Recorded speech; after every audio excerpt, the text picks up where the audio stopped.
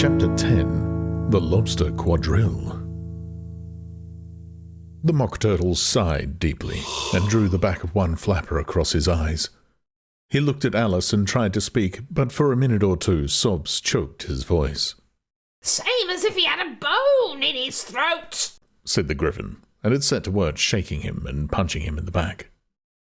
At last the Mock Turtle recovered his voice, and with tears running down his cheeks, he went on again. "You may not have lived much under the sea." "I haven't," said Alice. "And perhaps you were never even introduced to a lobster." Alice began to say, "I once tasted..." but checked herself hastily, and said, "No, never."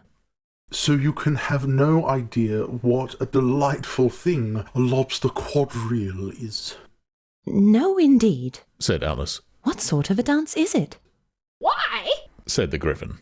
you first form into a line along the seashore." "2 lines," cried the Mock Turtle. "Seals, turtles, salmon, and so on. Then, when you've cleared all the jellyfish out of the way..." "That generally takes some time," interrupted the Griffin. "You advance twice." "each with a lobster as a partner." cried the Griffin. "Of course. The Mock Turtle said. Advance twice, set to partners..." "Change lobsters and retire in same order," continued the Griffin. "Then, you know..." the Mock Turtle went on. "You throw the..." "The lobsters!" shouted the Griffin with a bound into the air. "As far out to sea as you can..." "Swim after them!" screamed the Griffin. "Turn a somersault in the sea!" cried the Mock Turtle, capering wildly about. "Change lobsters again!" yelled the Griffin at the top of his voice.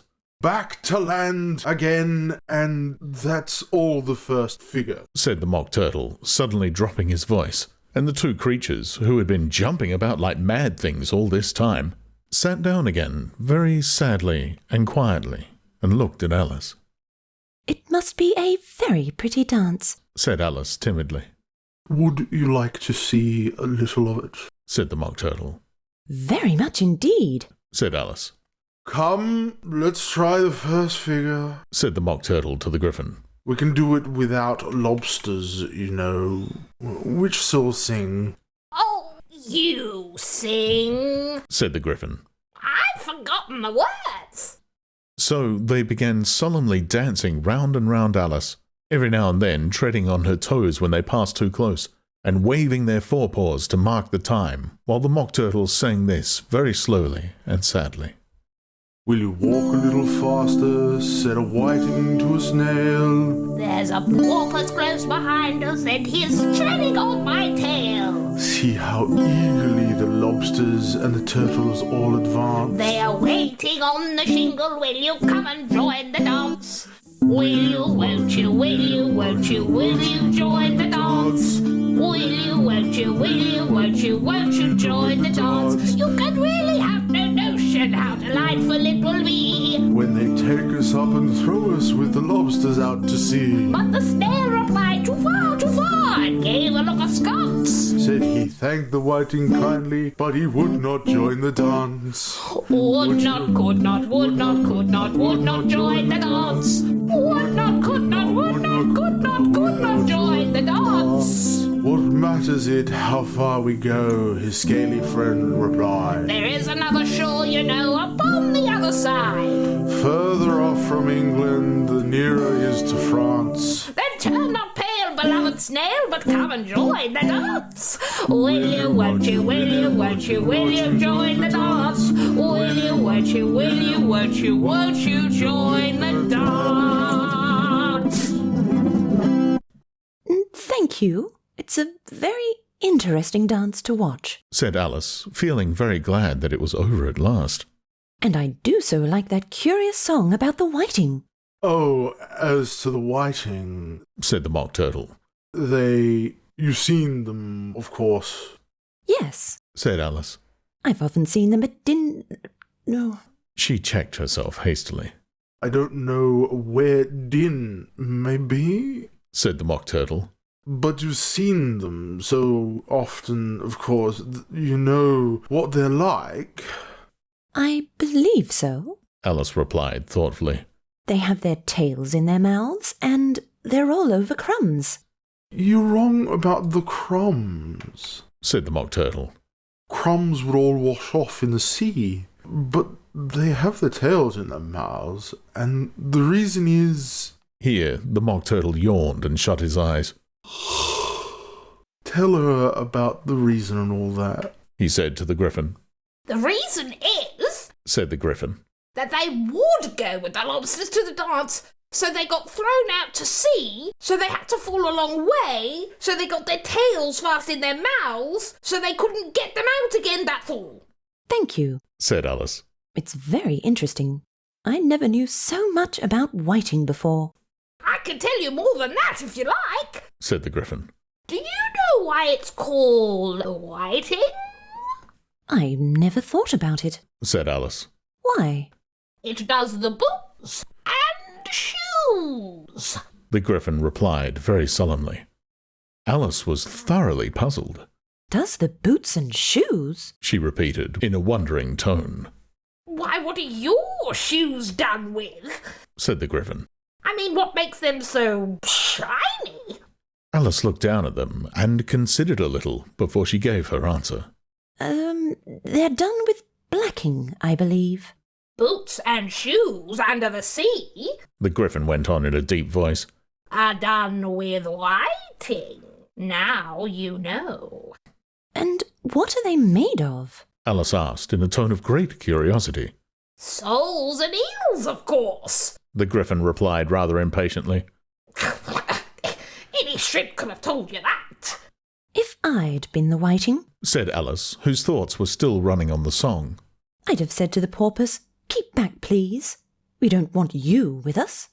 They were obliged to have him with them. The Mock Turtle said. No wise fish would go anywhere without a porpoise. Wouldn't it really? Said Alice in a tone of great surprise. Of course not, Said the Mock Turtle.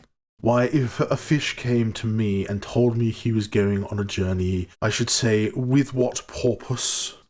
Don't you mean purpose? Said Alice.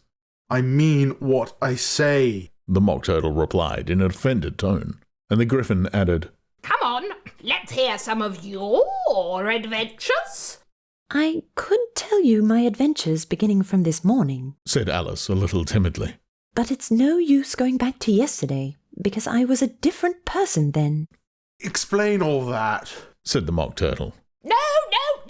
The adventures first. Said the Griffin in an impatient tone. Explanations take such a dreadful time. So Alice began telling them her adventures from the time when she first saw the White Rabbit. She was a little nervous about it just at first. The two creatures got so close to her, one on either side, and opened their eyes and mouths so very wide, but she gained courage as she went on. Her listeners were perfectly quiet till she got to the part about her repeating, "You are old Father William," to the caterpillar, and the words all coming different. And then the Mock Turtle drew a long breath and said, That's very curious. It's all about as curious as it can be. Said the Griffin. It all came different. The Mock Turtle repeated thoughtfully. I should like to hear her try and repeat something now. Tell her to begin. He looked at the Griffin as if he thought it had some kind of authority over Alice. Stand up and repeat. 'Tis the voice of the sluggard. Said the Griffin.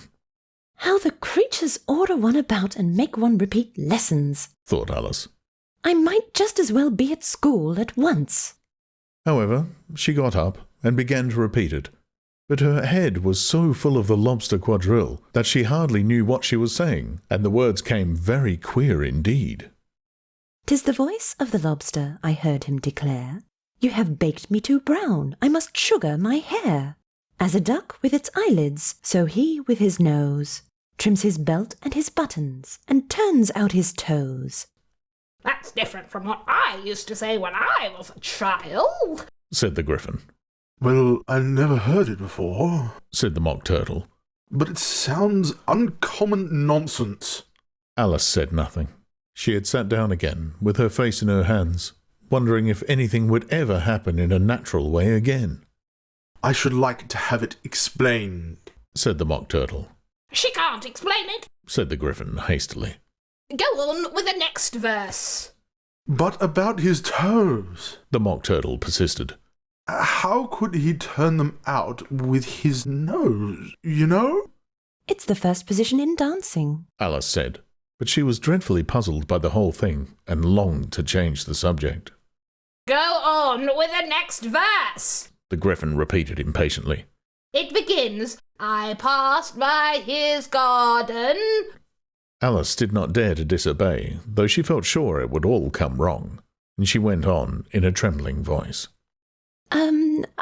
I passed by his garden and marked with one eye how the owl and the oyster were sharing a pie. What is the use of repeating all that stuff? The Mock Turtle interrupted. If you don't explain it as you go on, it's by far the most confusing thing I ever heard. Yes, I think you'd better leave off, said the Griffin, and Alice was only too glad to do so. Shall we try another figure of the lobster quadrille? The Griffin went on. Or would you like the Mock Turtle to sing you a song?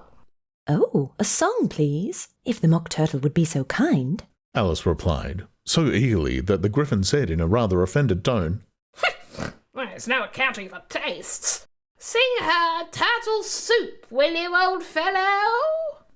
The Mock Turtle sighed deeply and began, in a voice sometimes choked with sobs, to sing this.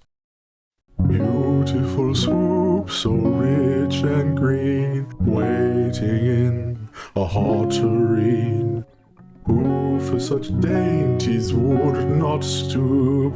Soup of the evening, beautiful soup. Soup of the evening, beautiful soup. Beautiful soup. Beautiful soup. Soup of the evening, beautiful soup. Beautiful soup, who cares for fish? Calm game or any other dish. Who would not give or else for two? Pennyworth only a beautiful soup. Pennyworth only a beautiful soup. Beautiful soup. Beautiful soup. Soup of the evening. Beautiful soup. Chorus again! Cried the Griffin, and the Mock Turtle had just begun to repeat it, when a cry of, "The trial's beginning!" was heard in the distance. Come on! Cried the Griffin, and taking Alice by the hand, it hurried off without waiting for the end of the song. What trial is it? Alice panted as she ran, but the Griffin only answered, Come on! and ran the faster, while more and more faintly came, carried on the breeze that followed them, the melancholy words, Soup of the evening, beautiful soup. Alice's Adventures in Wonderland was produced and narrated by Steve Parker, with Jet as Alice. Michael Cheel, the Mock Turtle. and Jen Speake, the Griffin. to support this and future works, please visit patreon.com/Steve Parker.